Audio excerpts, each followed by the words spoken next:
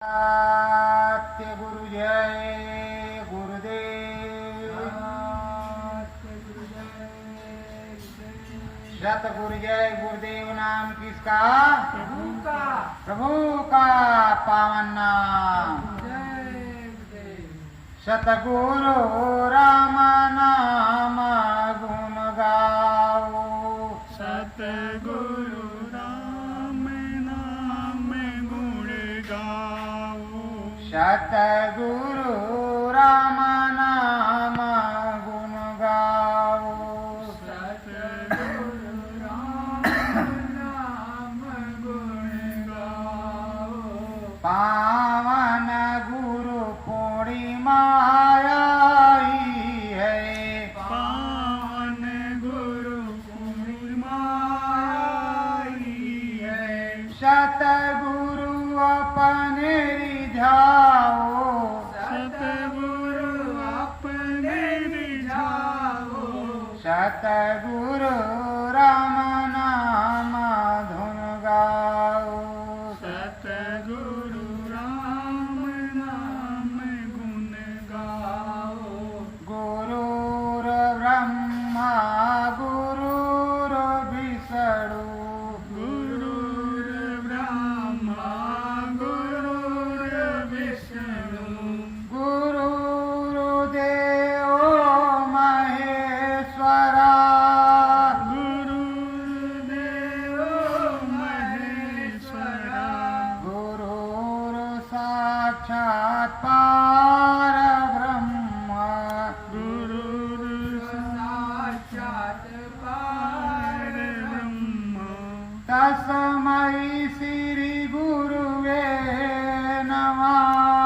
तस्मै श्री गुरुवे नमः। आदि अंत से सतगुरु प्यारे।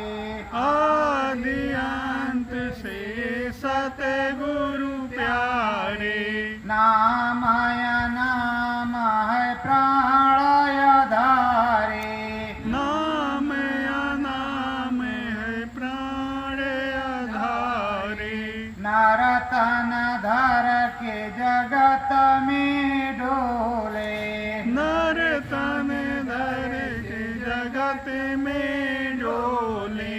आध्यात्म परमारथ बोले। आध्यात्म परमारथ बोले। ऐसे सतगुरु परम नामी। ऐसे सतगुरु परम है नामी। गुरु पूजन करो सब जन स्वामी। गुरु पूजन करो सब जन स्वामी। शब्द नाम की होई रसाई। शब्द नाम की होए रसाई। अंतर घट में होई चढ़ाई। अंतर घट में होए चढ़ाई। सतगुरु दया कृपा मिली जाई। सतगुरु दया कृपा मिल जाई। सतगुरु चरण में दीजो शीस झुकाई। सतगुरु चरण जो शीस झुकाई। सत्य गुरु जय गुरुदेव। सतगुरु जय गुरुदेव। देखो प्रेमियों, ये सूरत जीवात्मा अपने सदगुरु से बारंबार प्रार्थना विनती करती है कि हे मालिक, मेरा उद्धार हो जाए, मेरी नैया पार हो जाए, इस जगत के झकोले से हमारा बेड़ा पार हो जाए और हम इस 84 के फंदे से छूट जाएं। ऐसा यत्न बताओ कि राम नाम का भजन हो जाए। जब राम नाम का भजन हो जाएगा, प्रभु राम के दर्शन हो जाएंगे, ब्रह्म पार ब्रह्म के दर्शन हो जाएंगे, आद्य नाम निर्गुण निराकार श्री राम पुरुष के दर्शन हो जाएंगे। तो उनके चरणों में हमें जगह मिल जाएगी। तो ये सूरत, ये जीवात्मा अपने प्रभु से मनौती करती है और सतगुरु सर्वज्ञ दाता दयाल होते हैं।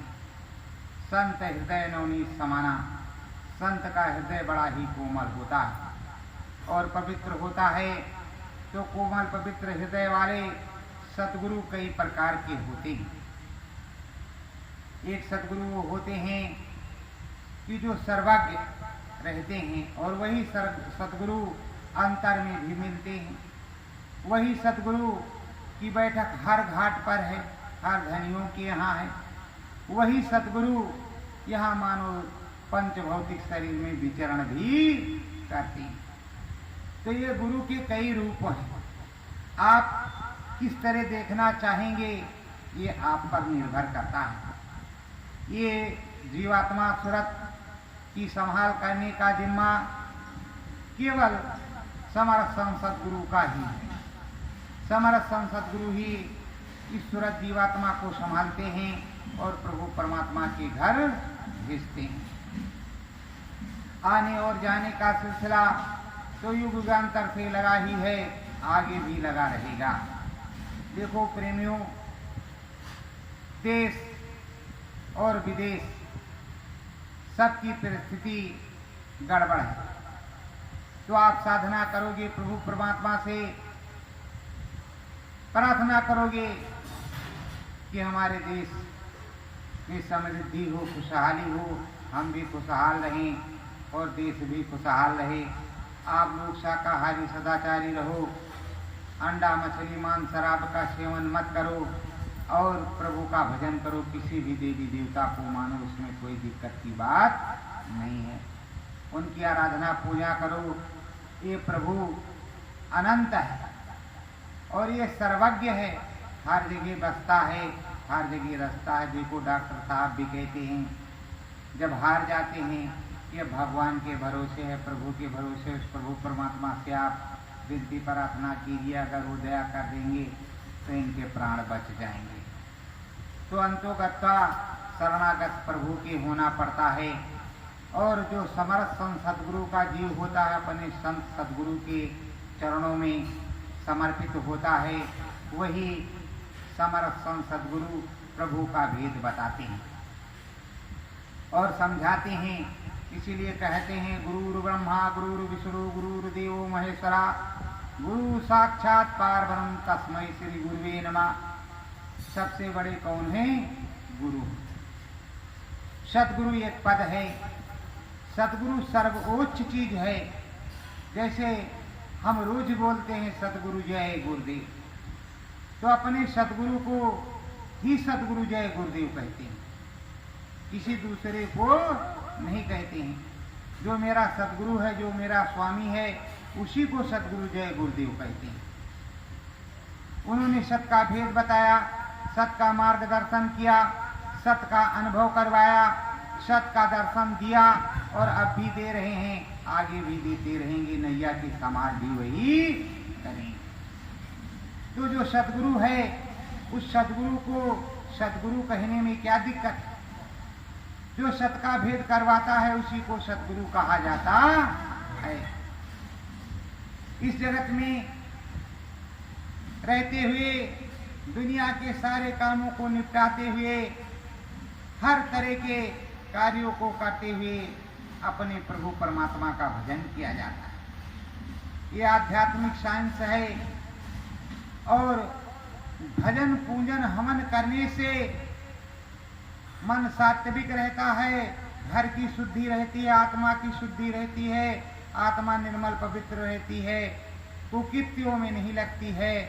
और जब राम भजन करेंगे, नाम भजन करेंगे, तो नाम भजन में मन लगा रहेगा और कुछ अद्भुत अलौकिक देखा तो उसी का गुनावन आप करते रहेंगे, मन सात्विक रहेगा। देखो नाना प्रकार की चीजें हैं, नाना प्रकार के दृष्टांत हैं। विदुर जी के यहाँ कृष्ण भगवान गए तो विदुर जी को भगवान, कृष्ण भगवान को विदुर जी भगवान मानते। बड़ी श्रद्धा भाव से उनका आदर करते थे, इसलिए भगवान उनके यहाँ गए और उनके यहाँ भोजन किया। तो भाव का भूखा है भगवान, उसी तरह सदगुरु भी भाव का भूखा है। अगर आपकी भावना होगी तो सदगुरु की दया कृपा होगी। सूरत चढ़े अंबर में जाई, सूरत चढ़े अंबर में जाई, सतगुरु डोरी दीन लगाई, सतगुरु डोरी दीन लगाई। ये सूरत धीरे धीरे खिंचाव होता है, सिमटाव होता है, सिमटते सिमटते सिमटते सिमटते सिमटते सिमटते पांचों कुंडलियां आठ सब ज्ञान चक्षु पर आती है। यहाँ घाट पर आती है और घटपट खुलता है, तब ये सदगुरु के साथ अंबर में जाती है। तो इन कुंडलियों के साथ साथ वो खींच करके यहाँ 10वें दरवाजे पर आती है और 10वें दरवाजे से उठ करके ऊपर को जाती है। तो ईश्वर सतगुरु के साथ जाती है और नाम की रसाई, नाम की डोरी सतगुरु की दी हुई होती है, वही खींचते हैं, वही आगे आगे लेकर के चलते हैं।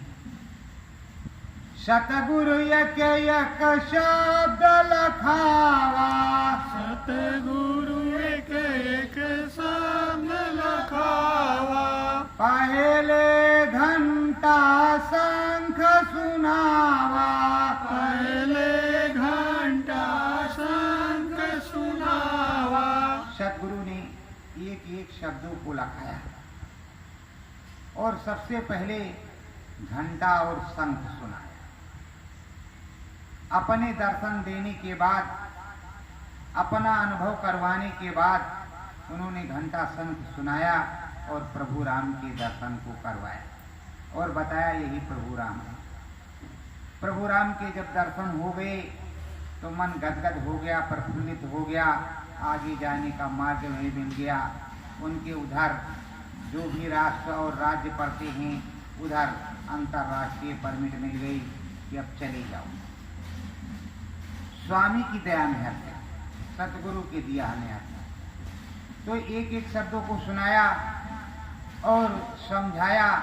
जब घंटा शंख सुन लिया अंदर में मस्त हो गए, शंख बजने लगा, घंटे की आवाज आने लगी, प्रभु राम के दर्शन होने लगे, तो ये शरीर राममय हो गया, सूरत जीवात्मा राममय हो गई। अब राम नाम के गुण को गाने लगी।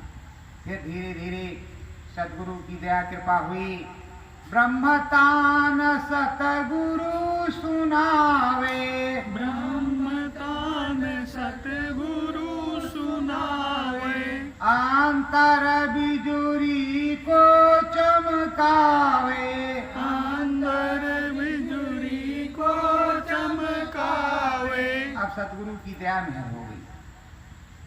अब उन्होंने ब्रह्म की तान को सुनाया।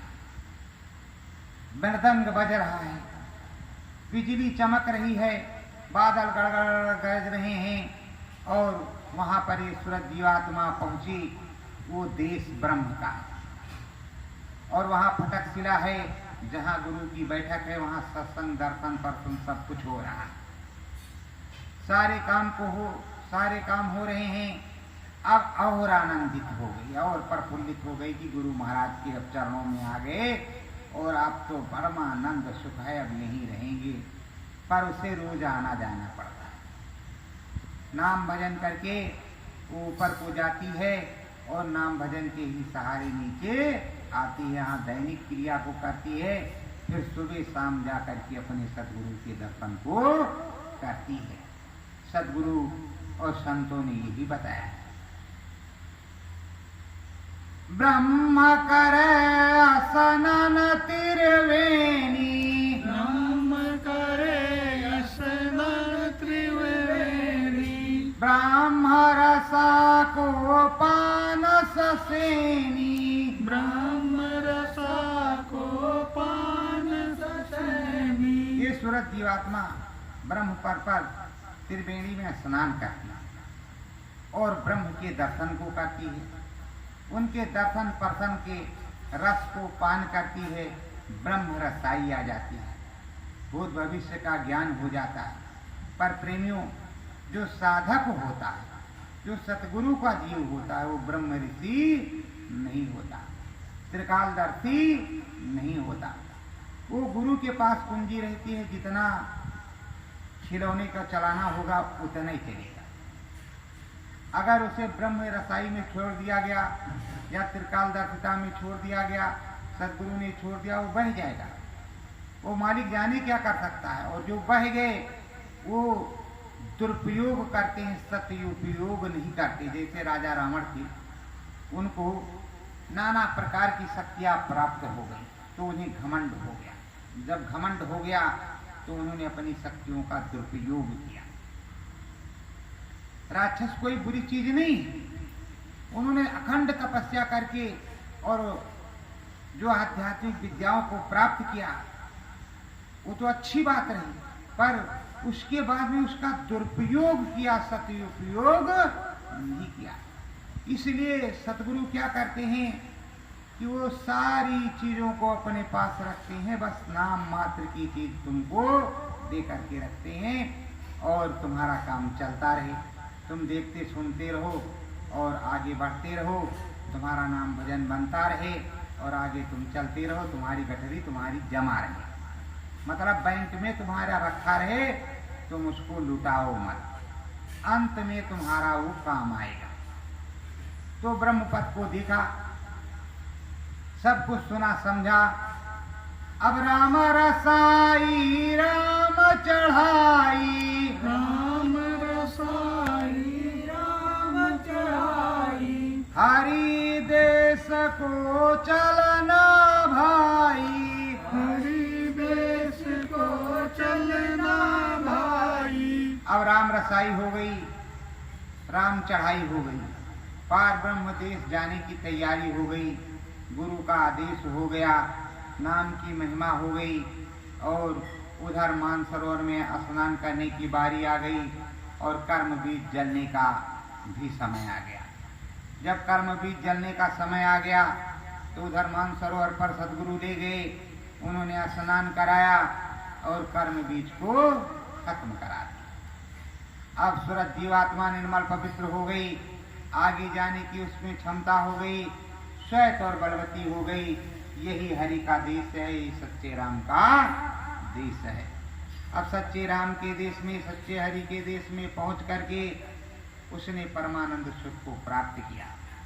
नाना प्रकार की चीजों को देखा, मनमाणिक्यों के बागों को देखा, बगीचों को देखा, वहाँ की फुलवारियाँ क्यारियाँ और नदी नाले झरने पहाड़ जो भी थे सब कुछ देखा और रारंग पुरुष करतार को भी देखा, मेर समेर नीलगिरी पर्वत भी देखा, सब कुछ उन्होंने देखा और सब सदगुरु ने दिखाया और समझाया। ये सब देखते हुए रहते हुए फिर सदगुरु की दया हुई। सतगुरु महिमा हुई अति भारी, सतगुरु महिमा हुई अति भारी, महाशून्य की करी तैयारी, महाशून्य की करी तैयारी। सदगुरु की महिमा हो गई, उनकी दया कृपा हो गई, वहां से सूरत उड़ने लगी और महाकाल पुरुष के यहाँ चौथे धाम में सोहन सरकार के यहाँ पहुँच गई। वहाँ भंवर गुफा में जाकर के उनके दर्शन किया, नाचने लगी, मुरली की तान को सुनने लगी। बड़े ही दयालु महाप्रभु महाकाल पुरुष उनके चरणों में वंदना करने लगी और उनकी आराधना वंदना करके फिर सतगुरु के पास आई। फिर जब सतगुरु के पास आई, सतगुरु दया मिहर कर दीना, सतगुरु दया मिहर कर दीना, शतपद उसको सस्ते दीना, सतगुरु उसको सस्ते दीना। सतगुरु ने दया मिहर कर दी और शतपथ सतलोक धाम सस्ते में प्रदान कर दिया। वो सतलोक धाम पहुंच गई। अब आने और जाने का सिलसिला बराबर चालू हो गया। अब आती रहेगी जाती रहेगी, आती रहेगी जाती रहेगी, अपने सदगुरु का गुणगान करती रहेगी। जब इस शरीर का समय पूरा होगा अपने सतलोक धाम चली जाएगी। बोलो सतगुरु जय।